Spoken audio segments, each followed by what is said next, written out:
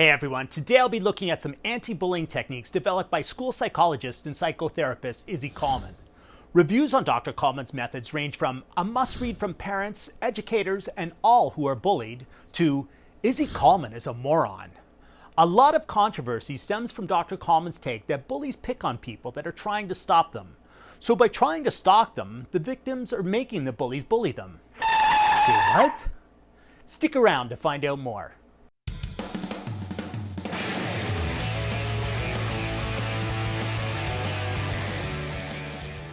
Let me start by saying I don't agree with all of Izzy Kalman's teachings, but he may have something with his approach on how to deal with verbal bullying.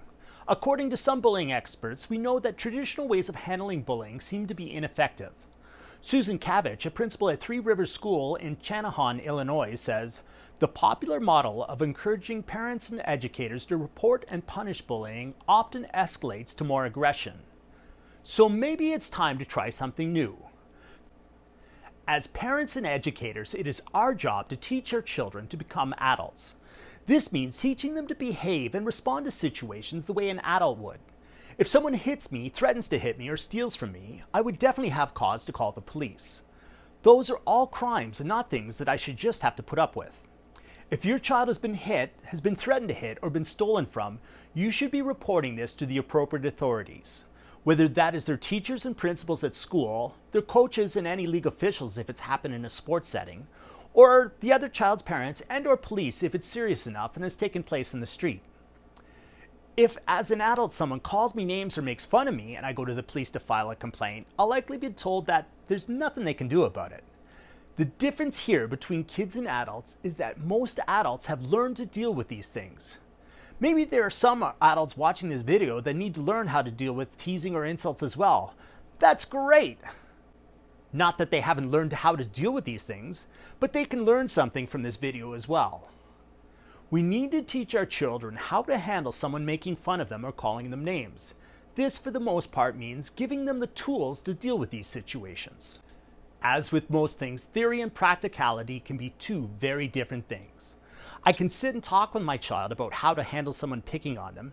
Things will be much different, however, when I'm not there and they are being tormented by a bully. They're out of their safe zone with no one there to protect them, and their adrenaline will be flowing, increasing their anxiety.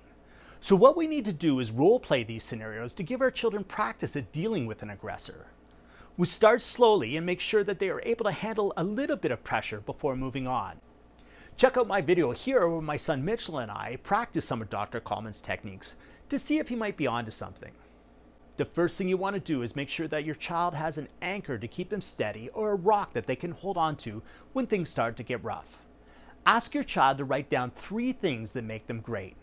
Doesn't matter what these things are, and these things will be different to each individual, but have them write down and explain to them that whenever someone says something to them that is upsetting them, to remember that these things they've written down and focus on those things instead. The idea here is to build self-confidence. If they are confident in themselves and don't really care what other people think, a bully will have a difficult time upsetting them, which is what the bully wants. The one thing that all bullying experts agree upon is that bullying is an imbalance of power. The bully wants to have power over their victims. One way that the bully is able to do this is by being able to frustrate their victims or make them upset. There is a common misconception that bullies are bad guys and that they should be punished for what they do. If they get in trouble for what they're doing, they'll stop doing it. The truth is, bullies are like other people. They want to be liked, they want respect. They're just not sure how to go about getting those things.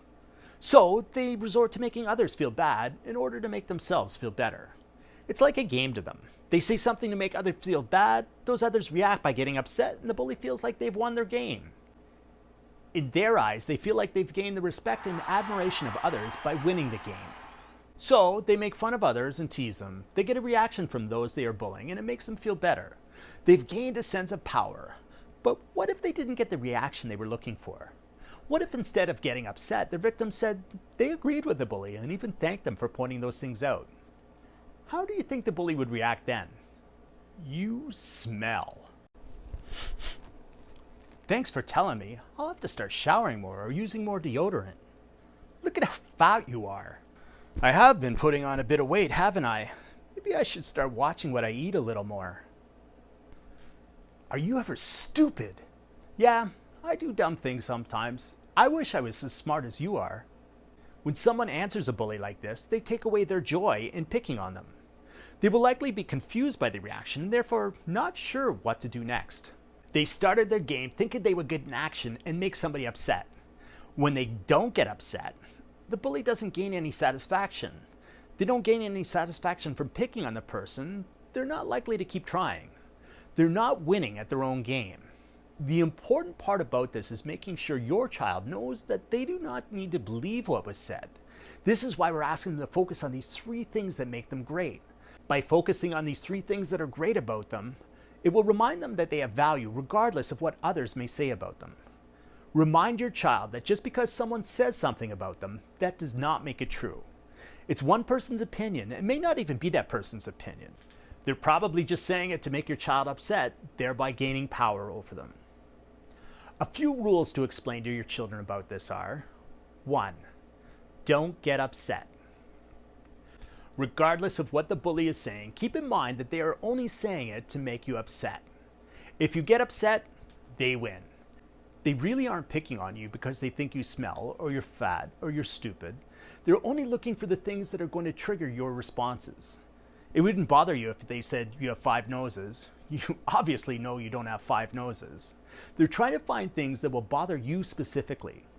If you feel insecure about something, then that is what the bully is going to try and find out and use. As tough as it may be, it's important to focus on these scenarios with your children. 2. Treat anything the bully says as if it were your best friend saying it.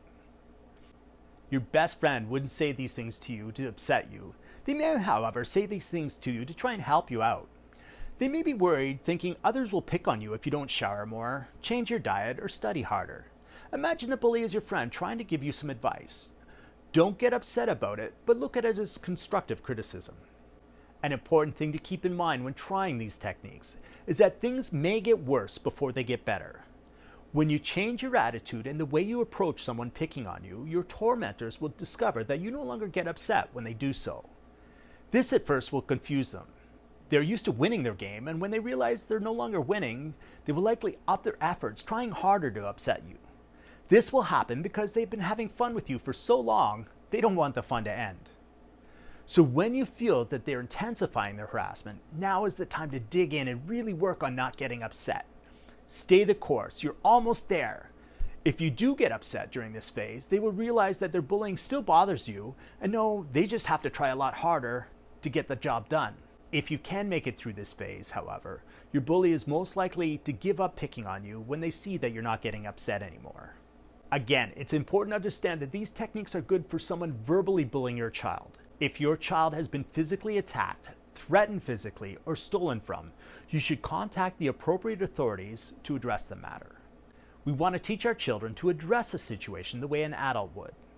If you enjoyed the video, please smash that subscribe button below, like, share, and leave a comment. I'll see you all in the next video.